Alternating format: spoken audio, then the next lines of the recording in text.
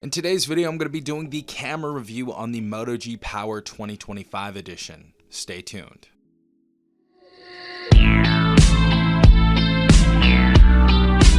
Alright everyone, hopefully you guys are having a good day. Hopefully everyone is safe out there. I've been using the Moto G Power for a little bit over a month now, and I think it's finally time to talk about the camera on this device.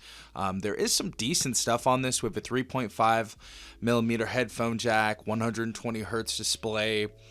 We have a pretty decent IP69 rating on here, so for water and dust resistance, this is going to be really nice for that $300 price tag. I don't think it's the greatest phone in the world, obviously, and a lot of you have probably seen my comparison with this in the Moto G. The only reason why I don't like this phone too much is the processor is literally the same as that $200 Moto G, but the camera is decently solid on this device, and right now I'm going to be talking about some of the things I like about this device and some of the things I don't like about this device's camera, so let's get straight into this. So first and foremost, for the rear-facing camera, we have a dual camera setup right here. Our main camera is going to be a 50 megapixel wide angle camera, and our secondary is going to be an 8 megapixel ultra wide camera. So it's great to see that we have an ultra wide camera on here. Beautiful to see. As far as video recording goes, we can record up to 1080p at 30 frames per second. This goes for the rear and front facing camera. I respect it because usually on more moderately priced phones, the 4K and the 60 frames per second really isn't that good, so I'm not too bothered by that. As far as our front facing camera goes, we have a hole punch camera right here, and for that we have a 16 megapixel wide angle camera, again capable of recording at 1080p 30 frames per second.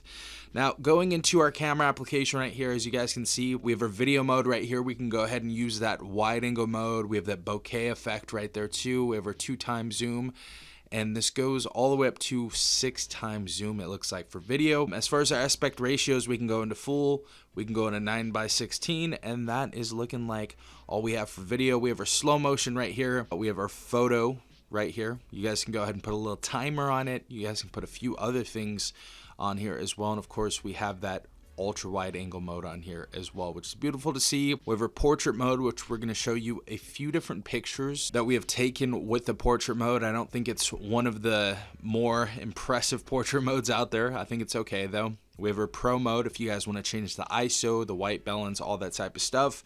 And when we get into more, we have our scan if you guys would like to scan documents through a photo and you guys want to go ahead and throw those up maybe in your Google Docs project or something like that. We have night vision, panorama, we have our photo booth right here, we have tilt to shift, we have our time lapse, and of course our dual capture, which basically uses the front and rear facing camera at the same time. So definitely some good creative tools on here. But yeah, overall, I don't think this camera is absolutely insane. I'm going to be showing you some videos and some photos right now in low light and in decent lighting as well. And let me know what you guys think at the end of this video. I'm going to get more into why I like the video and why I like a few other things on here. But here's the videos and photos that I've taken on the Moto G Power 5G.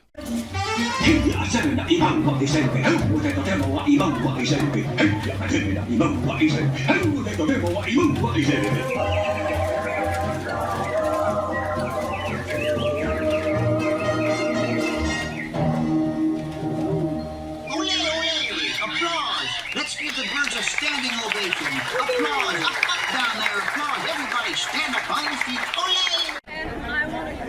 Alright guys, so this is the rear facing camera. Outside finally. I just showed you some low light mode on the Moto G Power 2025 edition. And this is what it looks like at about 4 p.m. And it's not looking too bad. It's not bad at all. I don't know how the stabilization is going to hold up, however, this is how it looks. Alright guys, this is the front facing camera on the Moto G Power 2025 edition. I'm not sure if you guys can hear me because it is super loud over here. This is how it's looking though. This is how the stabilization is moving. Let me know what you guys think though.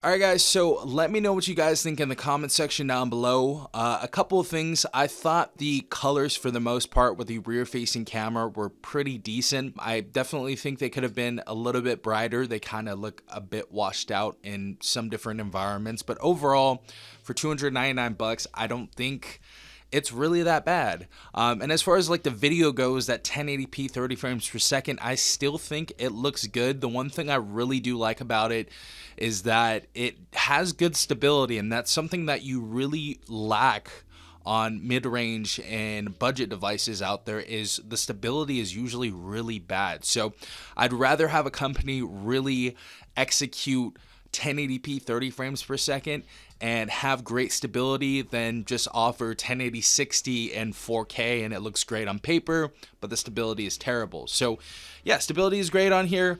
As far as our low light stuff, I don't think it's going to be that amazing unless you have a lot of different lights in your environment to light up the room. I don't think it's the greatest in the world, but again, it's a $300 phone. You guys are gonna have good shots on here. This is pretty much the average camera that you're usually going to get when it comes to the $200 to $300 price tag. So it's not anything super impressive, but I am not mad at any of it. But yeah, I think this is an okay camera. I think it's decent. I've had a lot of people hit me up asking if you should buy this, and honestly, at a $300 price tag, I don't think it's the greatest. I do think you can get more bang for your buck, especially if you want to get like an older Pixel 7a or Pixel 6a or something like that. But I would really wait until some more holidays roll around and this device goes on sale to maybe $249 or even $199 is something that's realistic, especially with Motorola devices we can see around like Thanksgiving, Christmas, and all that type of stuff later on this year. So if you don't need to upgrade straight away, I definitely wouldn't. But overall, this phone does what it's supposed to do, and for $300, I'd say it's decent. But again, let me know what you guys think in the comment section down below. Do not forget to drop a like, hit the subscribe button, and hit the notification button down below if you guys want to be notified about future videos. This has been Safon from TechRight. Peace out, Tech Gang.